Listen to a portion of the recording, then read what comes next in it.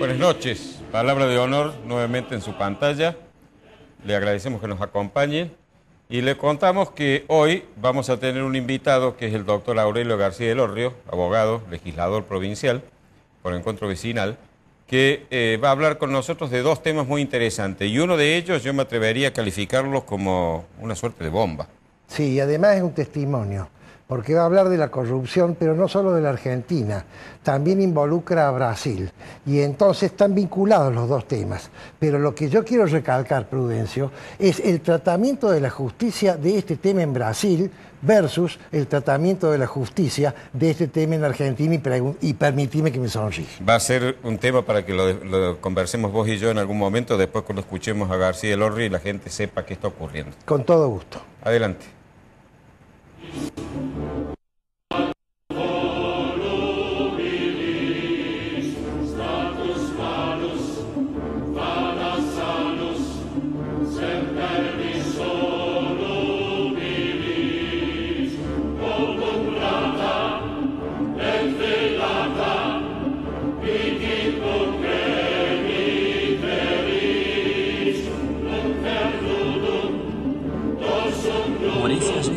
Ibáñez Padilla, Administración de Propiedades y Consorcios. Claridad y confiabilidad. Morecia Allende, Ibáñez Padilla.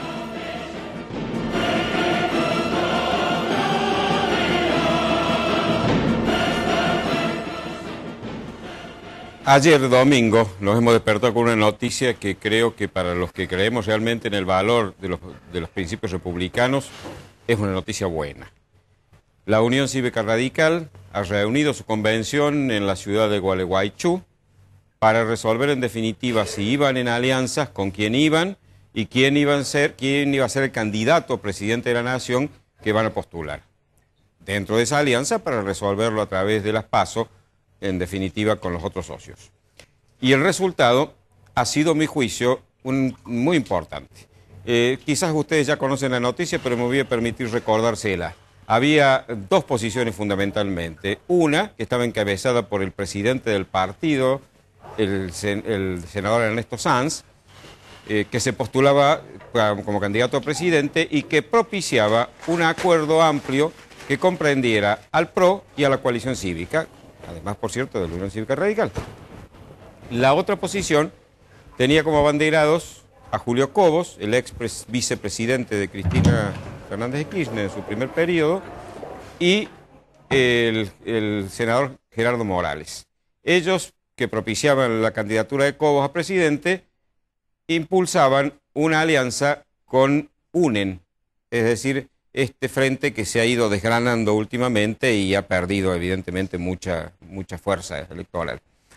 El resultado ha sido, en forma franca, mayoritario en el apoyo a la posición de Sanz, lo cual significa que la Unión Cívica Radical va en alianza con la coalición cívica y con el PRO y va a dirimir, como les decía recién, en paso, como corresponde a un sistema democrático y republicano, quién va a ser el presidente, el candidato a presidente de esa coalición.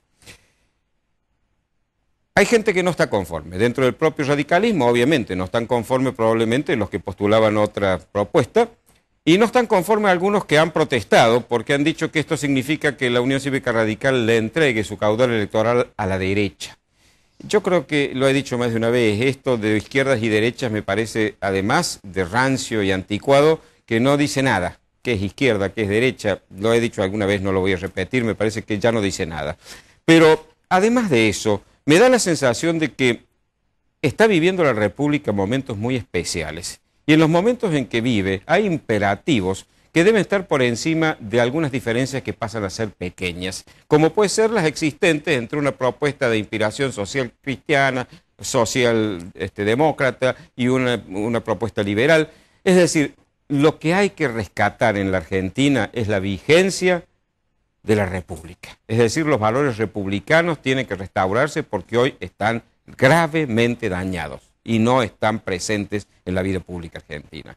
De manera que hay que aplicar aquella máxima que en política suele ser bastante sabia. Lo óptimo, por lo general, es enemigo de lo bueno. Cuando uno quiere que el resultado sea el mejor de todos a veces desprecia para lograrlo la posibilidad de irlo obteniendo de a poco. En este caso creo que es un paso muy importante el que se ha dado. Tan importante es que en el gobierno hay mucha preocupación y algunas declaraciones como la de Randazzo ponen en evidencia esta preocupación. Advierten ustedes que en este momento la República está enfrentada a una manera de ver la política que es posiblemente su contracara, que es la que ha estado vigente por lo menos en los últimos 10 años, y yo diría que bastante más, que es el populismo.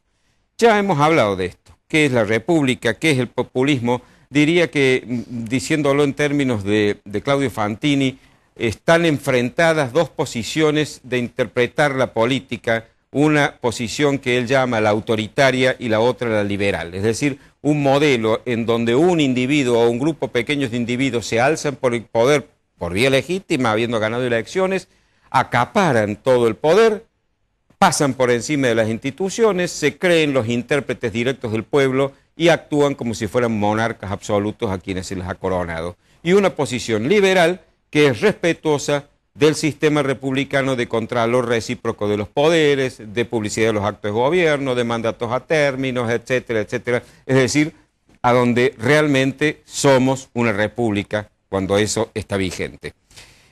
La mala noticia para los K es que esto los deja en una posición muy incómoda. Muy incómoda porque, por empezar, no pueden conseguir un candidato que tenga alguna posibilidad. Porque como el principio del populismo es la centralización alrededor de una persona que se convierte, como ellos mismos dicen, en un líder irreemplazable y que según Ernesto Lacao, cuando se lo encuentra no hay que perderlo ni hay que dejar que salga nunca del gobierno porque se ha logrado el hombre o la mujer perfecta. Si este líder es irreemplazable, cuando por vigencia de la Constitución, que a pesar de ellos todavía está presente, tiene que irse, no puede ser reemplazado. Lo irreemplazable no se puede reemplazar. Entonces no aparece nadie. Los líderes iluminados, los líderes personalistas y hegemónicos irreemplazables no han tenido reemplazo. Y pueden haber gobernado bien o mal, pero adviértanlo, por ejemplo, en el curso de la historia argentina. En el curso de la historia argentina hay muchos ejemplos. Rosas era irreemplazable, no tuvo reemplazo. Urquiza era irreemplazable, no tuvo reemplazo. Mitre irreemplazable, no tuvo reemplazo. Roca tampoco. Irigoyen tampoco. Perón tampoco. Cada uno califica el gobierno de ellos, de cada uno de ellos como quiera. Pero todos llegaron a ser figuras a las que se consideró irreemplazables. Ninguno pudo dejar un reemplazante porque eran irreemplazables.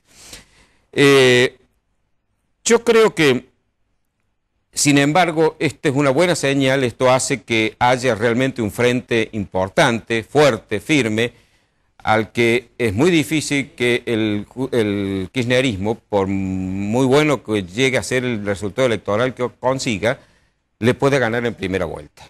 Y si hay una segunda vuelta entre un candidato oficialista y un candidato de esta coalición opositora, me parece que los números de las encuestas están indicando que las probabilidades de triunfo están muy cerca, mucho más cerca de los opositores.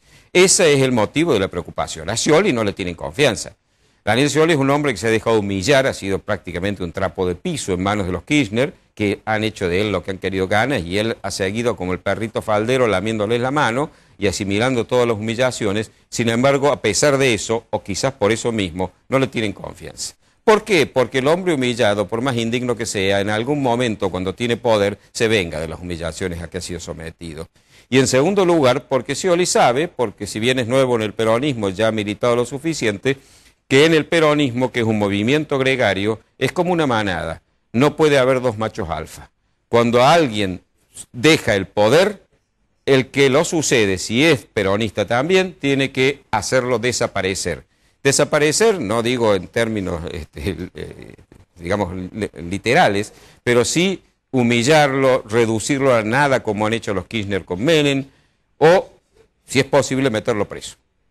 Entonces, le tienen mucho temor a Scioli, más temor incluso que a un opositor con quienes piensan que pueden llegar a hacer algún arreglo. Sin embargo, el populismo sigue siendo un peligro en la Argentina, porque el populismo ha inficionado todas las capas sociales y todos los partidos políticos. No es una exclusividad del kirchnerismo ni del peronismo. Hay en los demás partidos políticos también un germen de populismo contra el que hay que estar prevenido. Ese germen de populismo se suele ver cuando hay búsqueda de candidatos que descuellan por haber sido, qué sé yo, buenos deportistas o buenos actores y tienen popularidad sin importar si tienen la capacidad suficiente para desempeñar el cargo a que se los postulan, cuando el dedo de un dirigente encaramado en un espacio de poder es el que digita las candidaturas y no los afiliados del partido, cuando se quiere acumular poder porque sí, siempre halaga la vanidad de cualquiera que ha llegado a un cargo importante, ahí están los gérmenes del populismo que hay que combatir y prevenir. En algún momento voy a hablarles de una propuesta mía que es empezar a discutir sobre la posibilidad de cambiar este sistema hiperpresidencialista que es precisamente funcional al populismo por un sistema parlamentario que disperse un poco más el poder. Será motivo de otra conversación.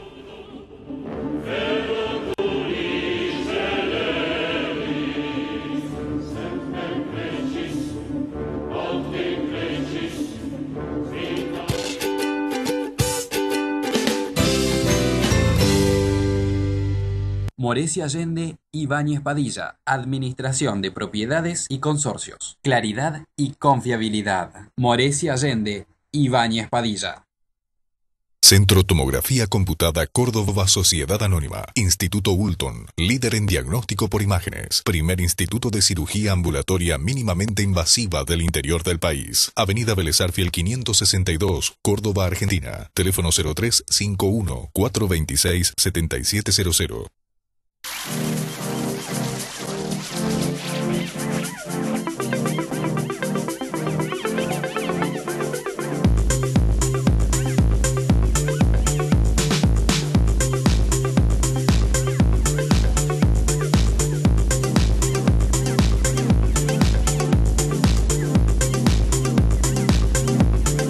AutoCity. Los autos evolucionan. El lugar donde encontrarlos también. Maluf y Asociados, desarrollos inmobiliarios integrales, 40 años, desarrollando emprendimientos de calidad. Obispo Salguero 775, planta baja, Nueva Córdoba. Teléfono 0351 460 2381.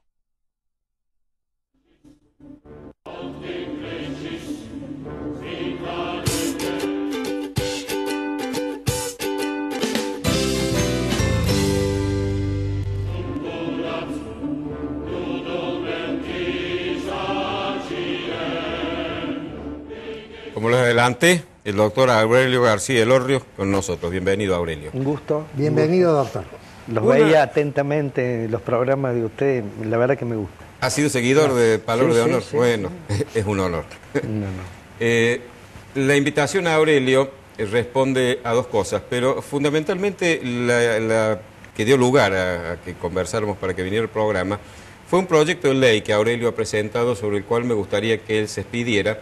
Y es una ley que está en concordancia con algo que yo vengo diciendo hace tiempo. Es una ley reglamentando la publicidad de las acciones de gobierno, incluso poniendo límites, en este caso económicos, y límites también en la publicidad que favorezca a los gobernantes o a los funcionarios. Contanos, Aurelio, por favor. Bueno, esto tiene estrictamente que ver con lo que planteabas recién en tu editorial, en la relación entre una república y un vulgar populismo, ¿no? La república no puede, digamos, la república no soporta que los dirigentes de la comunidad hagan, digamos, publicidad de los actos de gobierno ensalzándose ellos, porque en definitiva son obras que se hacen con el dinero del pueblo. Entonces vos no podés pasar por la provincia de Córdoba y ver gobernación de la Sota o intendencia Mestre. A ver, eso es profundamente antirrepublicano, porque eso se hace con el esfuerzo del pago de los impuestos de los cordobeses. Entonces lo que nosotros hemos planteado primero, un límite que no podrá pasar los gastos de publicidad de los actos de gobierno del 0,4% del total del presupuesto de la provincia. O sea, ¿tenés idea cuánto está representando hoy? y hoy está representando 100 millones de pesos, más o menos, pero como muchísimo, quizá un poco menos. Y después, evitar la personalización. O sea, por ejemplo, estamos haciendo publicidad en el verano de que venga a Córdoba el turismo. ¿Qué necesidad tiene estar hablando el gobernador en spot carísimos que se ven en todo el país, 15 segundos poniendo su cara? Si precisamente lo que tenemos que mostrar... Es una rubia muy agraciada. No le digo una bikini, rubia, si es pero posible. a Córdoba le sobran imágenes, Por supuesto. le sobran tradiciones, le sobra esto que ustedes tienen en su coreografía que estoy viendo, el Montserrat aquí, el Cabildo aquí, la Catedral allá. O sea, Córdoba le sobran íconos de su pasado, de su presente. ¿Qué necesidad? Pero no solamente el gobierno de la provincia, hasta el defensor del pueblo se ha lanzado a poner su cara, o sea, en vez de por toda la ciudad, en vez de digamos, ofrecer un servicio, o sea, decir, si usted tiene tal problema de tal tipo, puede ir al defensor del pueblo. No, pone su cara en la mitad de los semejantes, esos gigantografías que hay en la ciudad, y después pone un teléfono, pero usted le tiene que decir a la gente en qué la puede ayudar. Doctor García Elorrio, ¿qué porcentaje de posibilidades considera usted que tiene que se apruebe esa ley? Mire, tarde o temprano... en esta administración. Mire, vamos hacia la República, lo que decía él, o vamos hacia la República o no tenemos futuro. No, yo estoy hablando de la Córdoba de hoy, doctor. En la Córdoba de hoy le digo, mire, es difícil pero no imposible. La semana esta aprobamos el Fondo de Reconstrucción de la provincia, a partir de las inundaciones.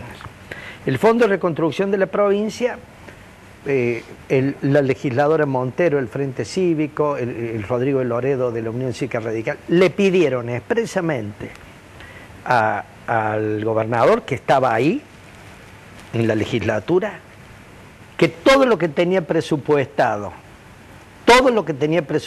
para publicidad de actos de gobierno, lo involucre al Fondo de Reparación de Córdoba. Tengo esperanza que es un pedido de mucho sentido común, porque sería criminal seguir gastando en publicidad de actos de gobierno cuando tenemos 270 familias sin vivienda, 1.300 viviendas heridas fuertemente que hay que repararlas, tenemos que arreglar puentes, vados, bueno, toda la infraestructura, ampliar canales, en fin, todos los problemas que Córdoba tiene. Yo tengo la esperanza que lo hagan. No contestó nada. No contestó, pero fue un planteo muy fuerte. Él generalmente no se expone, el gobernador, pero ahí se expuso en la legislatura. Ah, ¿lo hizo en presencia de él? Claro, porque el gobernador fue el miércoles pasado a la reunión de labor parlamentaria a explicarnos qué quería hacer con el fondo, que lo tratábamos nosotros ese miércoles. Entonces él explicó todo y ahí lo agarraron, lo tomaron varios legisladores, le dijo, empiece demostrando que quiere realmente que pasemos a la República, dejemos atrás la demagogia y todo lo que tiene en el presupuesto para publicidad de acto de gobierno, incorpórelo al fondo. O dígale a sus legisladores que lo hagan, como la forma, ¿no? Ahora, el problema, ¿sabes cuál es también, Aurelio? Que los medios de comunicación son un poco reacios a hablar de estos temas porque es una fuente de ingresos para ellos. Sí, es lamentablemente una fuente de ingresos. Eso es objetivo, pero bueno, no puede ser que, por ejemplo, yo me acuerdo el año que fue el año electoral, el 2013, que fue el año que creo que se aprobó por parte del gobierno la tasa vial. Si vos hacías números, lo que se gastaba en publicidad directa e indirecta, y después veías la tasa vial y decías, pero ¿qué sentido tiene que estén poniendo una tasa vial y con todos los costos que pagan por semejante desatino, y a la vez estén gastando casi la mitad de lo que era la tasa vial lo gastaban en publicidad y propaganda. Yo sinceramente creo que el quantum de publicidad tendría que ser cero. El gobierno tendría que tener un boletín donde publique sus obras y sus actos y después llamar a conferencias privadas. Sí. Si son interesantes los temas que van a tratar, los periodistas van a ir porque están siempre a la búsqueda de buenas noticias. Con la importancia que tienen hoy las redes sociales, el Twitter, el Facebook, las cadenas de mail, etcétera, que eso es bajísimo en cuanto a costo. El gobierno perfectamente podría publicitar su obra de gobierno sin detraer fondos del presupuesto. Lo que pasa es que no nos engañemos, Córdoba no tiene presupuesto. Yo llevo 3 años de legislador, no sé, Prudencio, cuál fue tu experiencia. Yo creo que vos alcanzaste a ver presupuesto, yo ya no los vi. ¿Qué son? Son plan de metas. Vienen con una idea, bueno, aquí tienen el presupuesto. Llegaron la legislatura, tendrían Funes y Rivindarte. Cuando el ministro de Economía se va con el presupuesto aprobado y llega a la calle San Martín, a la Plaza San Martín, ya le está. Esto para allá, esto como tienen superpoderes, claro. Y en definitiva, yo les vengo estudiando. ¿Qué le han hecho? Reasignaciones y cambio al presupuesto. En el año 2013, casi 1.400 reasignaciones, lo mismo en el 2014. O sea, no tenemos presupuesto. No cambió mucho. Cuando yo era legislador y era si muy no parecido. Tenemos presupuesto, vos lo debes saber bien, no hay república. No. Sí, no hay control. No hay control. Porque no hay a quién controlar, ni qué controlar. ¿Está claro? Doctor, última pregunta y vamos al corte. ¿Usted cree que el problema de la no independencia del Poder Legislativo en Córdoba son las listas sábanas? Puede ser un ingrediente de que los que llegan, si en Córdoba hubiera paso, o sea, que todo el pasos facilitadas, como son las nacionales son pasos facilitadas, no pasos con trampas, son pasos abiertas, en serio.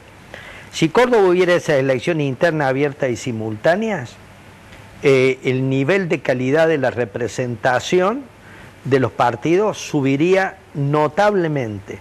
Lo que pasa es que los que manejan estas organizaciones, porque yo ya ni le llamaría partidos políticos, saben que las pasos les quitan el poder, porque se lo transfiere a la gente. Claro, es democracia interna genuina. La gente coloca a los candidatos en el lugar que la gente quiere, ¿me entiende?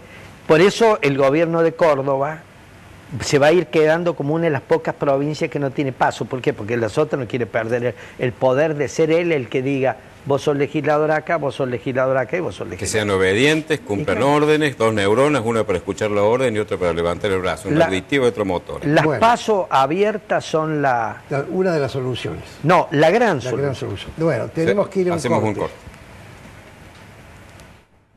Muy interesante.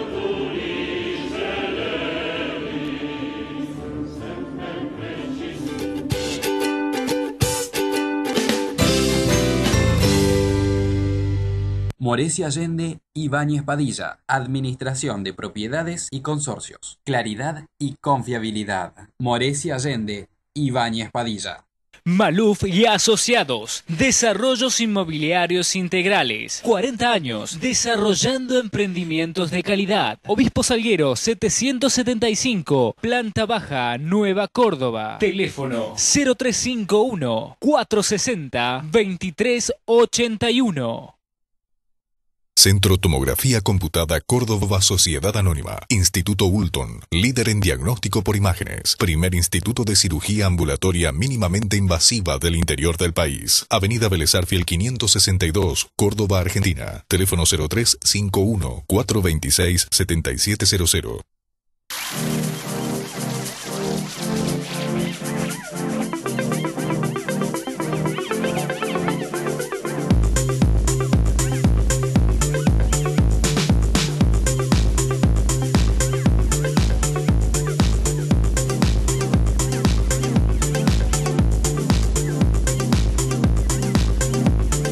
AutoCity. Los autos también.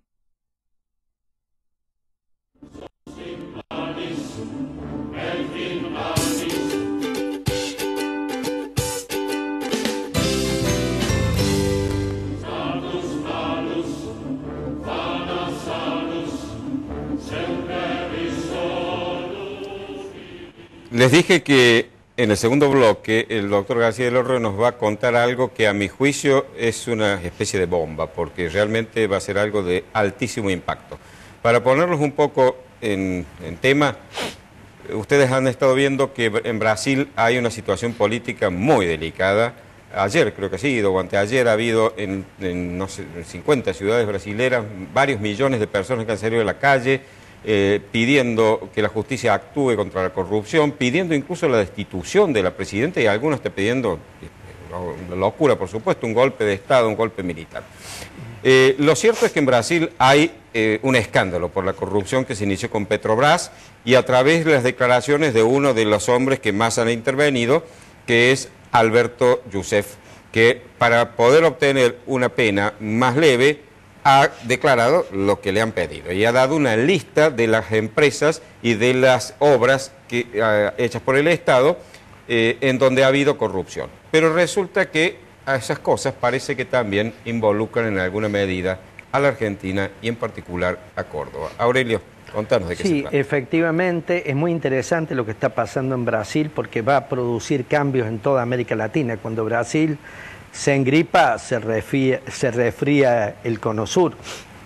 Una investigación de la Justicia Federal del Brasil, el juez Moro de Curitiba, y la Policía Federal del Brasil descubrieron en abril del año 2014 a un señor de apellido Youssef que era intermediario entre un conjunto de empresas brasileñas constructoras muy fuertes, todas cartelizadas, asociadas para estafar al Estado.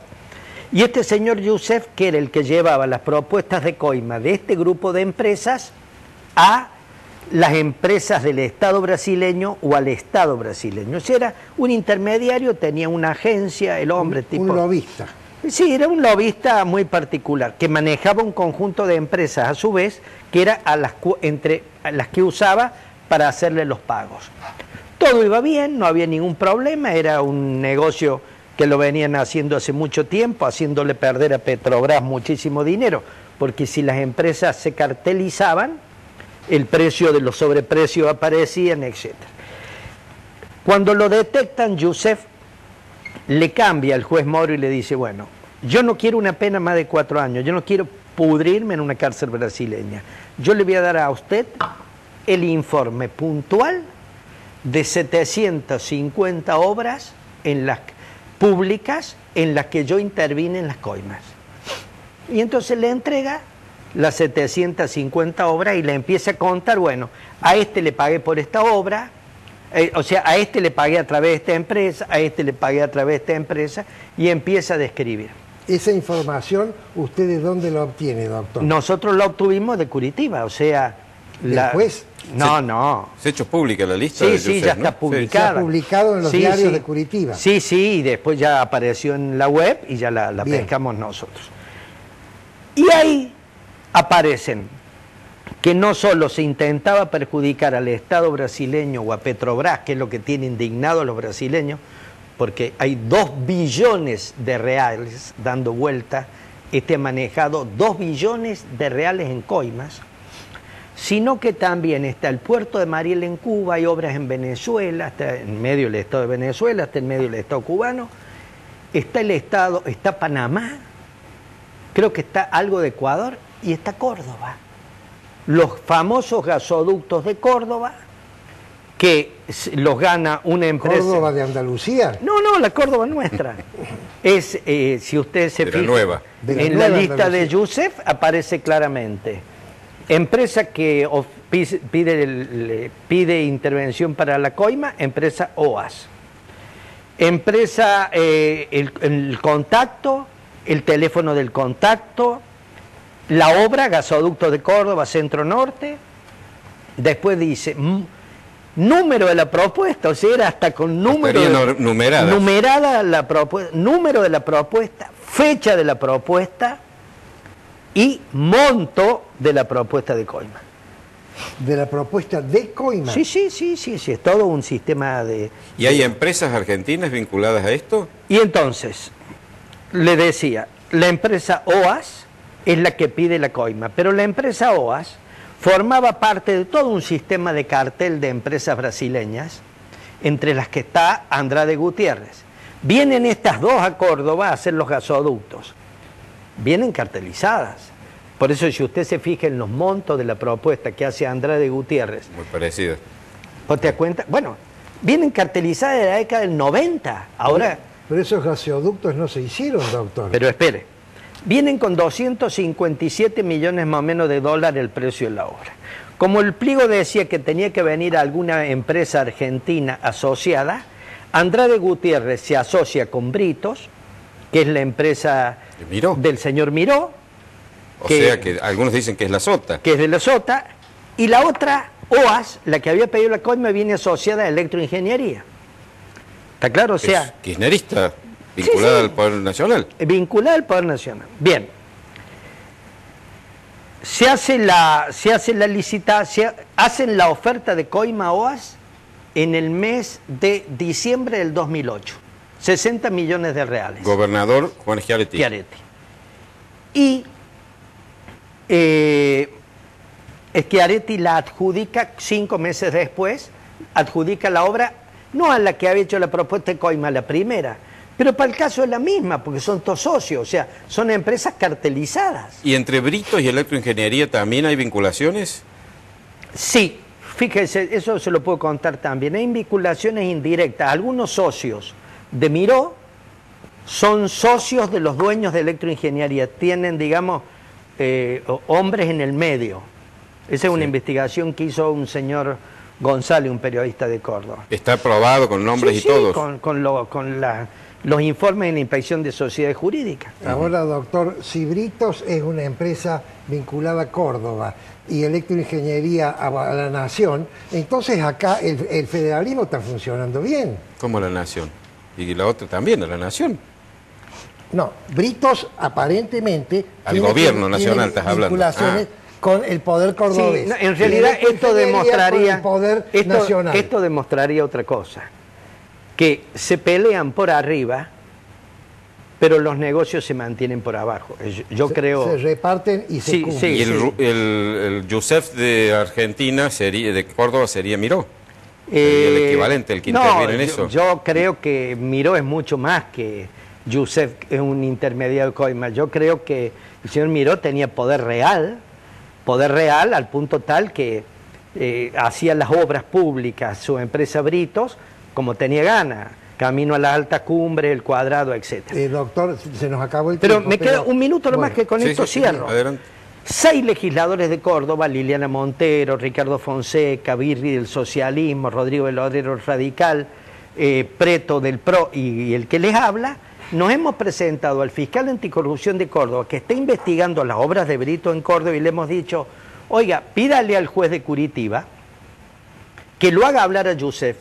Yusef tiene la obligación de hablar, porque es el trato que tiene con la justicia, y pregúntele si se cobraron estos 60 millones de reales, quién los cobró y a través de qué empresa los pagó. Eso es lo que hemos pedido nosotros ahora. No es muy apurado el fiscal anticorrupción en estos temas, ¿no? No tiene mucho apuro, me parece. Bueno, vamos a ver qué hacen ahora. En definitiva, de la Sota, con estos fiscales anticorrupción ha estado muy tranquilo, no ha tenido mayores sobresaltos.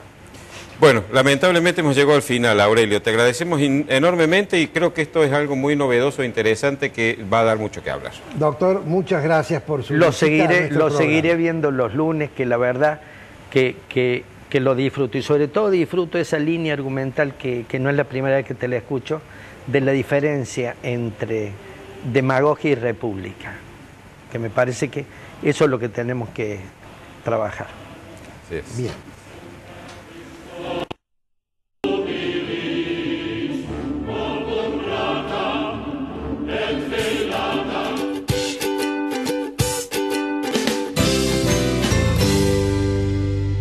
Morecia Allende, Ibáñez Padilla, Administración de Propiedades y Consorcios. Claridad y confiabilidad. Morecia Allende, Ibáñez Padilla. Maluf y Asociados, Desarrollos Inmobiliarios Integrales, 40 años, desarrollando emprendimientos de calidad. Obispo Salguero 775, Planta Baja, Nueva Córdoba. Teléfono 0351 460 2381. Centro Tomografía Computada Córdoba Sociedad Anónima. Instituto Ulton, líder en diagnóstico por imágenes. Primer instituto de cirugía ambulatoria mínimamente invasiva del interior del país. Avenida Vélez Arfiel 562, Córdoba, Argentina. Teléfono 0351 426 7700.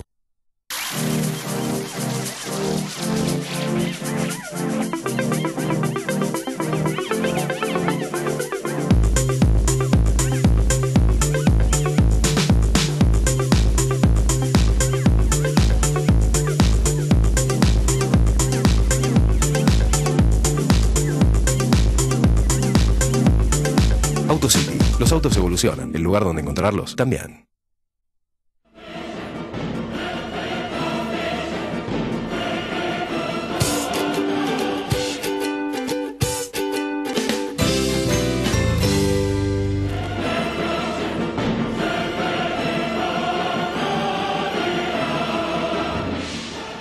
En el año 1720 naufragó un bergantín goleta de la Armada de la Marina comercial inglesa al sudeste de la isla de Tasmania. Todos los tripulantes y todos los pasajeros murieron ahogados, excepto el médico de la nave, que se llamaba Lemuel Gulliver, que llegó a nado a una isla que no figura en las cartas y por lo tanto no se sabe dónde queda. En esta isla, Lemuel Gulliver es tomado prisionero por los habitantes de la isla, que medían 5 pulgadas de altura, 15 centímetros. Estos pequeños habitantes, que lo atan con innumerables cuerdas, luego se hacen amigos de él y le piden que lo ayuden en la guerra que tenía hace 5 generaciones este imperio, que se llamaba Lilliput, con el reino vecino. Y entonces Gulliver le pregunta por qué una guerra tan larga, porque no nos podemos poner de acuerdo. ¿En qué no se ponen de acuerdo? No nos ponemos de acuerdo en el lugar donde cortamos los huevos duros cuando los pelamos para comerlos. Bueno, pero ese tema no es tan importante. No, ya está estipulado así y no puede ser cambiado. Pero ustedes lo que necesitan es apertura mental. Imposible, las ideas no se cambian. Ese es el tema de esta noche, queridos amigos. Apertura mental. La apertura mental es el penúltimo de los motivos que hicieron grande a la Argentina en los 50 años que van de caseros hasta que se convierte en el granero del mundo. Y se puede definir la apertura mental como la ausencia de los preconceptos. Y los preconceptos son ideas anteriores al análisis, ideas que las personas hacen suyas sin haber analizado. Ustedes dirán, eso no existe, toda persona por el solo hecho de formular una idea la analiza. Yo les voy a leer una docena de ellas para que ustedes me den su opinión. La Tierra era plana, los rayos eran manifestaciones de la ira celestial. Navegando hacia el oeste de las columnas de Hércules, los barcos caerían en un precipicio sin fin. La palabra con mayúscula debía escribirse en latín y no en los idiomas locales. El poder del rey emanaba directamente del creador. El átomo era la partícula más pequeña de materia. El sol gira alrededor de la Tierra.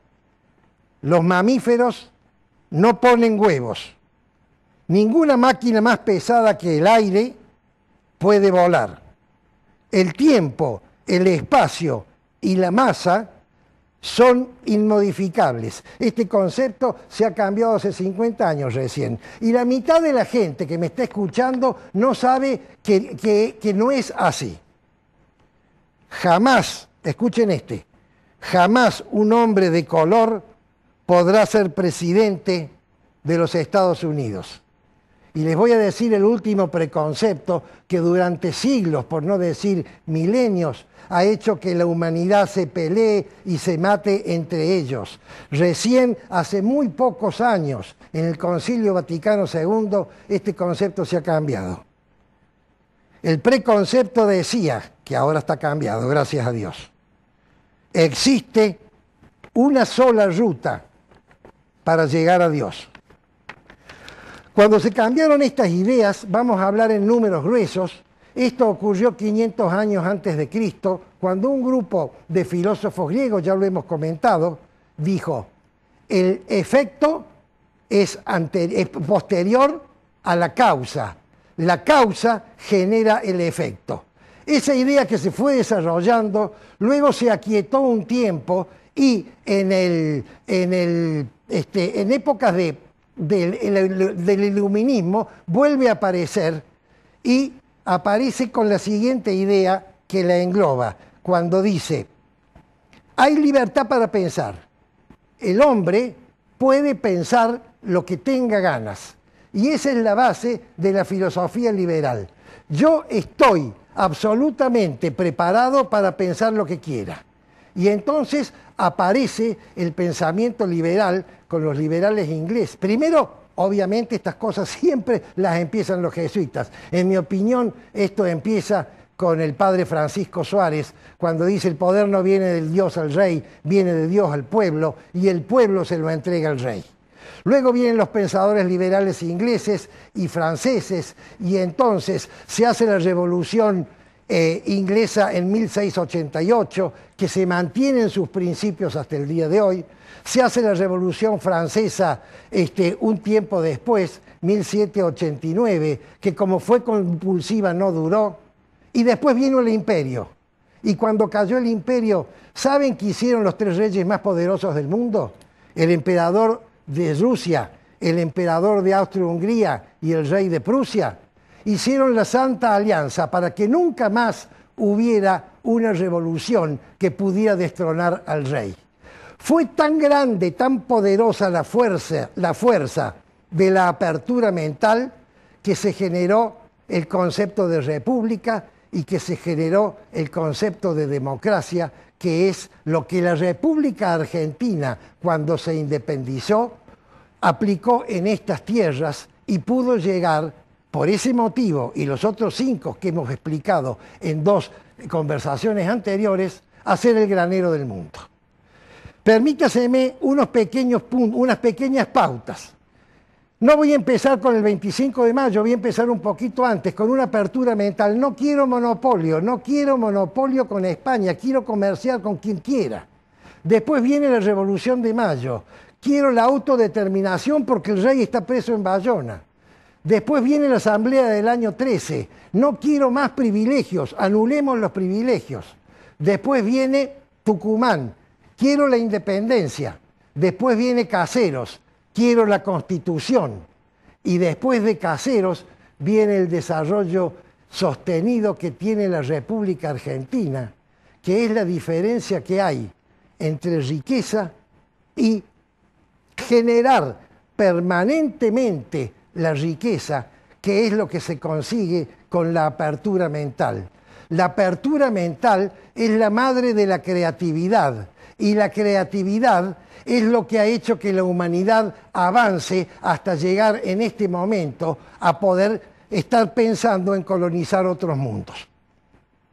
Entonces, mientras la República Argentina mantuvo esa idea, que yo creo que fue inclusive ya después del 30, porque yo creo que el general Justo mantiene la apertura mental y las ideas creativas. Creo que él es el responsable de la generación de la industria liviana en la Argentina, que era razonable.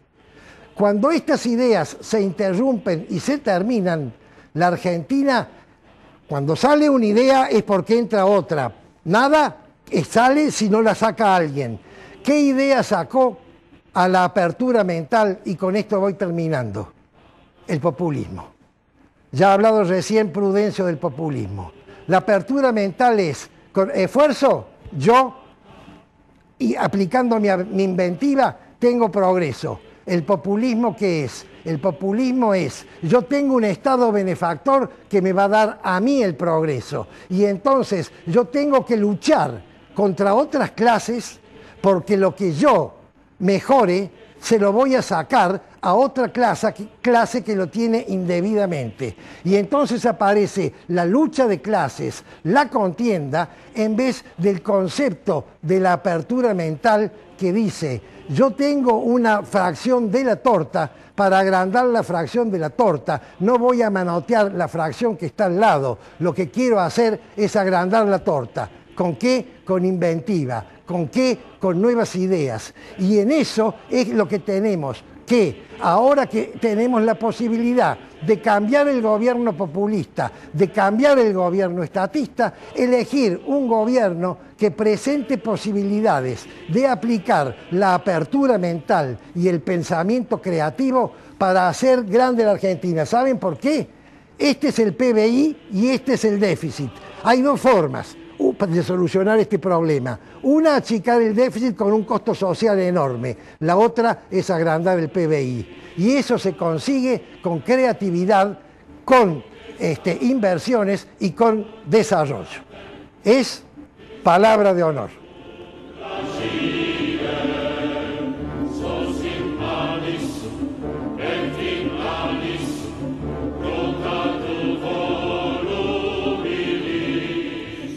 Barack Obama no ha sido muy feliz en unas declaraciones que hizo hace unos días. El presidente de los Estados Unidos de Norteamérica realmente ha sorprendido, y no precisamente de manera favorable, cuando dijo que Venezuela constituía una amenaza inusual y extraordinaria para los Estados Unidos de Norteamérica, y en función de esa situación declaró una emergencia nacional. Obviamente que lo primero que se me ocurre decirles es que es desmesurado lo que ha dicho Obama. ¿Cómo puede Venezuela ser una amenaza para el país más importante de la Tierra? ¿Cómo puede estar ese país en emergencia nacional porque en Venezuela hay un régimen populista, autoritario, que le atropella las libertades y los derechos de sus ciudadanos? No hay proporción, y además lo único que ha logrado con esta desmesura Barack Obama ha sido darle letra al gobierno de Nicolás Maduro para seguir oprimiendo a su pueblo y acumulando poder. ¿Por qué? Pero muy lógico. La respuesta ha sido: señores, la patria está en peligro. Nosotros nos declara Estados Unidos como una amenaza, nosotros estamos entonces amenazados por ellos, porque si ellos entran en emergencia por que nosotros los amenazamos, obviamente nos están diciendo que van a actuar contra nosotros. Unámonos alrededor del gobierno, denme la suma del poder público, otórguenme, como tenía ya el difunto Hugo Chávez, facultades extraordinarias para poder sancionar leyes por mí mismo sin necesidad de que intervenga el Congreso, a pesar de que el Congreso tiene una mayoría dócil y sumisa que obedece sus órdenes. Y Venezuela ha entrado en una nueva escalada de atropellos a los derechos a causa de esta imprudencia de Barack Obama. Realmente, si no ha medido la consecuencia que podían llegar a tener sus palabras, es preocupante que el presidente de Estados Unidos actúe de esa manera. Bueno, por supuesto que inmediatamente Maduro ha logrado de parte de ese Congreso obsecuente una llamada ley de habilitación antiimperialista que les permite, como decía recién, sancionar leyes. Es decir, la república, si algo quedaba de república en Venezuela, con esto termina de desaparecer porque el Poder Legislativo ya no tiene razón de ser. Las leyes ya no son sancionadas por el Congreso, sino por el propio presidente de la Nación. Si eso puede ser llamado una república, yo voy a tener que plantearme la definición de república, porque siempre he entendido que uno de los pilares fundamentales era la división de poderes. Pero eso no termina ahí. Por supuesto que Obama ha cometido el mismo error que comete Maduro, con la diferencia en que en el caso de Maduro y de Chávez y de Fidel Castro y de Cristina Fernández de Kirchner y tantos otros, no es un error, es un sofisma deliberado. Y eso consiste en confundir los conceptos de nación, de Estado y de gobierno. Confunden la nación, que es el conjunto de los habitantes, con el Estado, que es el conjunto de las instituciones que gobiernan la nación, y esta a su vez con el gobierno, que es el conjunto de las personas que circunstancialmente y por un periodo determinado de tiempo administran el Estado. Es decir, que a través de este supuesto silogismo, que en el fondo es un sofisma porque es perverso y falso, se identifica la nación con el gobierno que circunstancialmente está ejerciendo la administración. Entonces, quien es opositor a la nación es enemigo, es opositor al gobierno, es enemigo de la nación. Eso lo escuchamos de boca de la señora Presidente prácticamente todos los días. Y lo escuchamos de boca de Maduro, de Chávez, de Castro, etcétera, de todos estos señores que creen que ellos son la nación. Y oponerse a ellos es ser enemigo de la nación. Pues Obama ha hecho lo mismo. Obama, no puedo haber dicho esto porque Obama vive en un país a donde sus habitantes, su cultura, su tradición republicana de hace más de 230 años, ha dejado en claro, y todos lo tienen así visto, que la nación es una cosa y su gobierno es otra. Él no puede caer en ese mismo error y darle pie a Maduro, porque si en definitiva Venezuela perjudicara en algo a Estados Unidos, no es la nación Venezuela, es el gobierno de Venezuela. Entonces no puede hacer esto, porque le da pie para que salga esta reacción patriotera, chauvinista y xenófoba, de decir, señores, estamos amenazados por el imperio, denme poderes porque tenemos que defendernos. Y lo peor de todo esto, ese rejunte patético que es el UNASUR, que nació supuestamente para compensar las ineficacias e ineficiencias de la OEA, se ha convertido realmente en el convalidador de los abusos, de los populismos y de las tiranías. Gracias a UNASUR, todavía Venezuela y Cuba, esa monarquía dinástica de más de medio siglo de la familia Castro, que tiene sometido a su pueblo a una ausencia total de libertades y derechos, partido único, imposibilidad de salir, etcétera, del territorio nacional, están permanentemente convalidados por UNASUR. Parece que UNASUR, que ha hecho una reunión en esos mismos días para declararse en contra de lo que ha hecho Obama, yo también estoy en contra de lo que dice Obama, pero que nunca dijo nada para señalar las barbaridades que se cometen contra el pueblo venezolano por parte de su gobierno, realmente es patético. El único que se ha opuesto a convalidar esto de Venezuela ha sido el novísimo presidente de Uruguay, Tabaré Vázquez, a pesar de las presiones de su antecesor, José Mujica. Yo les pregunto, ¿no les escuece? ¿No les duele? ¿No les parece que merece una condena el atropello a los derechos de los cubanos por parte de los Castro? ¿No merece una condena el hecho de que desde febrero del año pasado en Venezuela esté preso Leopoldo López con una serie de cargos que la justicia está demostrando que son falsos, que lo han tenido 5 meses en una celda de aislamiento total y durante 5 meses no ha podido ver la luz del sol? E incluso hay acusaciones de que se lo ha sometido a tratos inhumanos y a torturas. ¿No sabe que hay 43 muertos desde hace un año, de febrero de 2014? Que hay 40 detenidos por las manifestaciones que hace un año que están presos. ¿No saben que está preso desde hace unos días el alcalde metropolitano de Caracas, Ledesma, y que también su causa es una parodia y una farsa? ¿No saben que ha aparecido en una celda, ahorcado? No se sabe, como en el caso de Nisman, si lo ahorcaron, se ahorcó o qué. Rodolfo González, un opositor que también está como preso político y que incluso su abogado ha dicho que lo han querido sobornar para que denunciara a los otros opositores. Eso a los dirigentes, a los cancilleres, a los presidentes de los países que integran el UNASUR parece que no les amerita condenar a Venezuela. Y sin embargo, se esmeran en condenarlo a Obama, que, repito, cometió un gravísimo error, pero en definitiva un error de palabra. Los otros son errores de hecho y son verdaderos atropellos a las libertades de los ciudadanos. Es hora de que UNASUR empiece a reflexionar un poco y a revisar sus actitudes.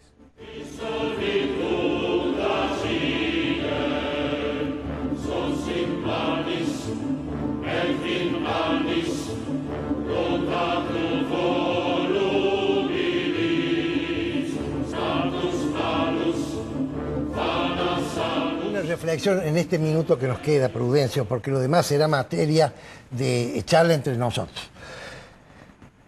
García Elorrio dijo una cosa importantísima, quizás más importante que la misma denuncia de corrupción. Si hubiera PASO en Córdoba, se solucionarían los mayores problemas de los defectos de la aplicación de la democracia en Córdoba. Las PASO son de alguna manera la solución a todo esto que nosotros venimos quejándonos y discutiendo. Añado otra cosa que podría ser muy interesante, la conformación del Poder Legislativo a través de listas uninominales. Pero bien hecha, no hecha para trampear, por supuesto, como se ha hecho alguna vez en la Argentina. Cuando vos vas a votar el diputado, el concejal de tu barrio, al que posiblemente ves, si no todos los días, a menudo en el bar, en el supermercado, en la iglesia, en el club, entonces vas a elegir con cuidado porque vas a saber quién es cada uno, cómo vive.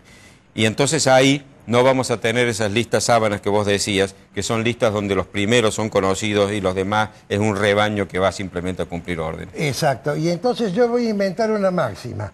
Si no tienes democracia interna en la ciudad o provincia que gobiernas, no me hables que quieres gobernar democráticamente la República.